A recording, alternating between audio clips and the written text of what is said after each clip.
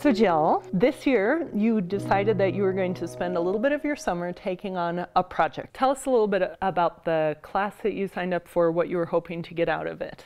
The class was intriguing to me. I really wanted to understand what authentic assessment was, because how do you do that in English? And I can see that more so in math and science, but it hadn't been modeled for me in English. How do you create something where you continue looking at the power of the logic and to develop an argument, but may not look like you've read these two texts, now compare and contrast. And so that's where I was intrigued by, what does this mean for me? You reframed your question. I did. To include that, what does tolerance or intolerance create? I saw this person tolerating another person. I saw this person not tolerating another person, and this is what resulted. This was the meat of their projects. They had to develop the consequences of what tolerance creates or does not create. They had to look for an answer to that question. They did. I'm talking about bullying on the bus, and I found out many things that I did not know, and one thing that I found out was 1 in every 5 students that are bullied on the bus. In their searching, oftentimes saw the other side.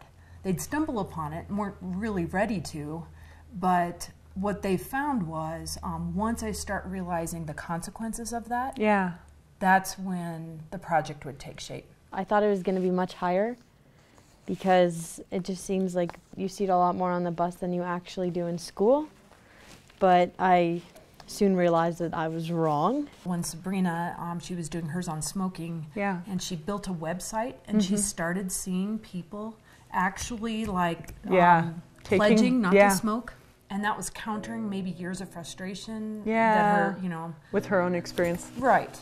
That really was empowering to her. And so it also shows you how many people have already taken the pledge. So right now I have 32 people that have already signed up to stop smoking.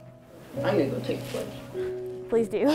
When they take something they love and you guide them with questions, that's always been more successful than me ever imposing my creativity or ideas on them, because it's not the way they problem solve. So wouldn't a more effective solution to work against bullying be maybe implement a better system within the school itself to recognize abuse at home and to work with bullies and their parents to create a safer environment for everyone? Yeah, I found that out when I was doing this project, and I also found that most bullying is sparked from abuse at home. When they look at each other and respond to each other, that to me is a form of excitement for a teacher. Is it worth it?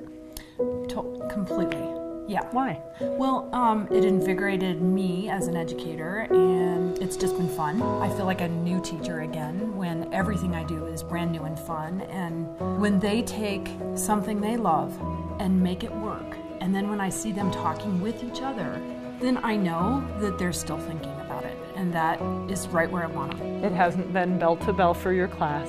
It's learning that has expanded beyond this. Right. That is exactly how I want them to see this assignment in many areas of their life. Because it matters. Well, it does matter. Yeah.